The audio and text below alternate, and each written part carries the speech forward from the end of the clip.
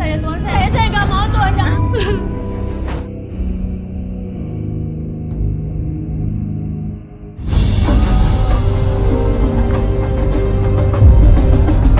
Kisah berawal dari sebuah kampung, Duka Naon Ngarana, terlihat banyak orang yang sedang mengadakan hajatan untuk persiapan berangkat haji. Dan dari situlah, cewek cantik yang bernama Wati, tergerak hatinya untuk memberangkatkan ibunya ke Tanah Suci dengan uang hasil keringatnya sendiri. Pokoknya suatu hari nanti, aku juga pengen berangkatin ibu ke Tanah Suci. Duit dari mana? Buat naik haji kan biaya mahal banget. Emang kamu sanggup? Pokoknya aku mau cari uang sendiri. Aku mau berangkatin ibu ke Tanah Suci pakai keringat aku sendiri. Wati kemudian bertemu temannya yang bernama Tina, yang waktu itu akan berangkat jadi TKW ke Hong Kong. Wati pun kemudian bertanya tentang bagaimana caranya untuk bisa jadi TKW tersebut.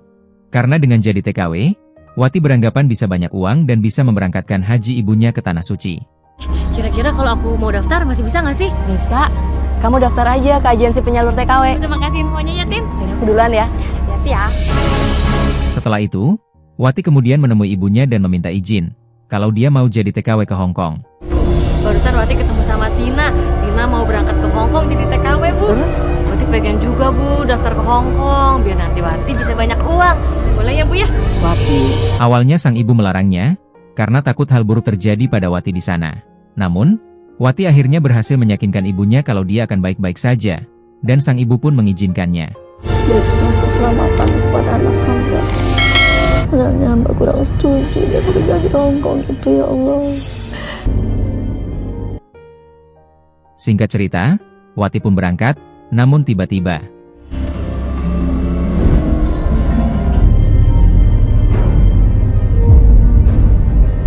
Aja. Wati, kamu nggak apa-apa? Apa, Bu? Apa nggak sebaiknya dibatalkan aja keberangkatanmu ke Hongkong? Ya, jatuhnya genteng tersebut membuat sang ibu khawatir dan melarang Wati untuk jangan pergi. Karena dia takut, kalau kejadian tersebut adalah pertanda buruk bagi Wati. Namun Wati pun tetap berangkat. Wati dan temannya Tina, kini sudah berada di kantor biro penyaluran TKW, dan dijemput oleh calon majikannya masing-masing. Tina dijemput oleh sang majikan bernama Meme, dan Wati pun dijemput majikannya yang bernama Nyonya Lin. Mana pembantu buat saya? Ada. Ini Wati. Iya, Pak. Wati, ini Nyonya Lin. Alhamdulillah, majikan aku nggak segalak majikannya Tina. Singkat cerita, Wati pun sudah sampai di Hong Kong, dan langsung dikenalkan dengan anaknya Nyonya Lin yang bernama David dan Jimmy. Rumahnya bagus dan besar ya, Nya. Kamu nggak bisa lewat sini. Terus saya lewat mananya? Itu samping.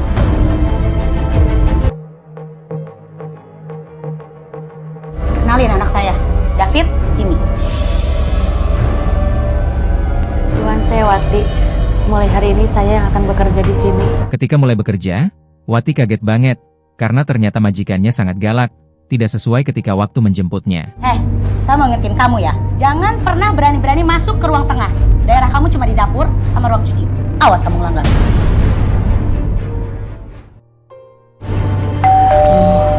Gimana ya? Suatu ketika, bel pintu berbunyi, dan Wati pun bingung, karena sang majikan melarangnya untuk ke ruangan tersebut. Namun, karena bel tersebut terus berbunyi dan sang majikan tak membukanya, Wati pun memberanikan diri untuk membukanya, dan apa yang terjadi? Ngapain kamu kesini? Saya mau bukain pintu, Nyonya ada tamu. Kamu jangan suka ke ruangan tengah. Kamu cukup di tempat cuci. Ya, Wati malah kena marah dan jambakan dari sang majikan. Dan dari situlah Wati mulai sadar, ternyata kerja di luar negeri itu sangat berat, tak semudah yang dibayangkan dan diimpi-impikannya. Aku benar-benar tidak menyangka bahwa kerja di luar negeri itu memang berat, sangatlah berat. Besok harinya, Wati telepon Tina dan curhat kalau majikannya galak banget dan punya kebiasaan aneh. Tin, kamu tahu nggak? Nyata, Tin, dia tuh punya kebiasaan aneh. Aku tuh nggak boleh ke ruang tengah. Aku cuma boleh di dapur, di kamar, sama di ruang cuci. Setiap keluarga memang punya aturannya sendiri. Yang sabar ya. Mungkin aja majikan kamu Juga punya sifat tegas kayak majikan aku. Setelah itu, Wati kemudian kabari ibunya di kampung, kalau dia baik-baik saja. Wati pun tidak terus terang tentang majikannya yang galak, supaya sang ibu tak mengkhawatirkannya. Majikanmu baik kan orangnya? Alhamdulillah, Bu. Majikan Wati di sini orangnya baik banget. Alhamdulillah, ibu senang mendengarnya. Kalau gitu lanjut. Suatu hari, Nyonya Lin dan suaminya akan pergi keluar, dan selalu mengingatkan Wati untuk jangan masuk ke ruangan tengah. Tak lama kemudian, David dan Jimmy datang menghampiri Wati. Mereka meminta Wati untuk menyiapkan makanan dan minuman untuk pesta nanti malam bersama teman-temannya. Wati pun sempat menolaknya dan serba salah, karena takut sama Nyonya Lin. Lo harus layanin temen-temen gue. Saya nggak berani. Saya takut Nyonya marah kalau saya langgar pesannya. Ya, lo tenang aja. Gue nggak bakal kasih tahu ke mama papa.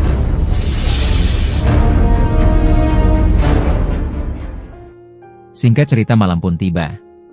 Wati kemudian disuruh ganti baju sama David, biar kelihatan lebih cantik dan seksai. Maaf Tuan, tapi ini terlalu pendek. Saya nggak bisa. Pakai. Terus lo bawa makan di kolam renang. Di pesta tersebut, ternyata Wati hanya dijadikan bahan cocokan Jimmy, David, dan teman-temannya. Bahkan mereka pun berencana untuk mengajak Wati tutumpakan, namun apa yang terjadi? Udahlah Wati, lu nggak usah sok jual mahal sama kita, ya? Mah, udah pulang aja. Wati kemudian minta tolong sama Nyonya Lin, kalau dia dipaksa untuk melayani mereka. Namun hal tersebut gagal, karena Jimmy memutarbalikkan fakta, sehingga... Mah, tadi aku udah bilang, jangan ke ruangan tengah. Tapi dia malah maksa mau melayani teman-teman aku, Mah. Berapa kali saya bilang, jangan pernah sekali-kali masuk ke ruang tengah. Gara kamu, nanti rumah saya jadi sial. Sini kamu! Lihat saya.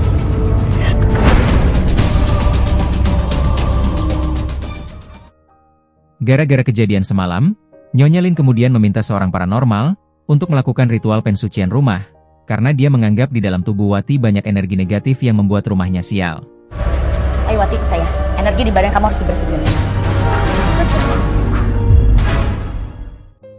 Besok malamnya, majikan Wati kembali pamit pergi keluar. Kesempatan tersebut kemudian dimanfaatkan Jimmy dan David untuk melanjutkan rencana semalam yang gagal total.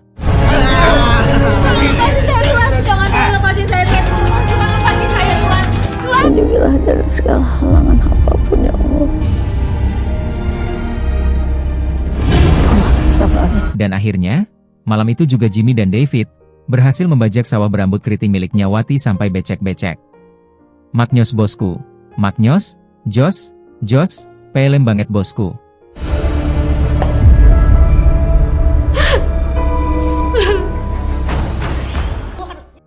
Hari demi hari, Wati terus mendapatkan perlakuan yang tak wajar dari sang majikan, mulai dari disiram air berjam-jam di kamar mandi, sampai harus berjalan di atas bara api dengan alibi untuk menebus dosa-dosanya karena sudah mengganggu anaknya. Panasnya! Wati kemudian curhat sama Tina, kalau dia sudah tak kuat lagi dengan perlakuan sang majikan. Namun, percakapan Wati dan Tina ternyata tak sengaja didengar oleh Nyonya Lin, sehingga membuatnya emosi dan langsung cari tahu tentang keberadaan Tina bekerja, dengan menelepon kantor biro penyaluran TKW. Saya mau cari tahu tentang TKW dari Indonesia yang bernama Tina. Ya, saya mau cari tahu di mana alamat dia bekerja.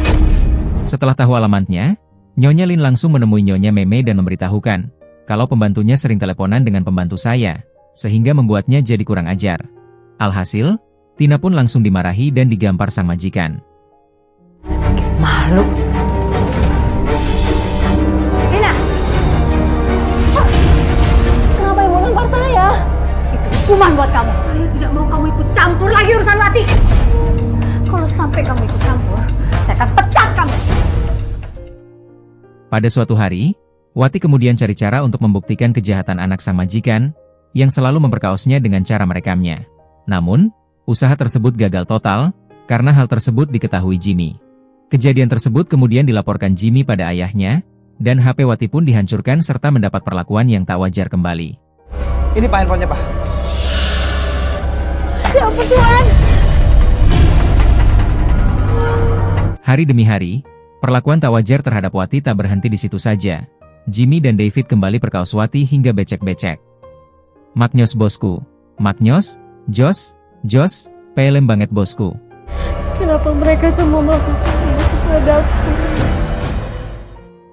Pada suatu malam, Wati mencoba kabur dengan turun lewat jendela. Namun usahanya gagal total karena ketahuan sama sang majikan, sehingga...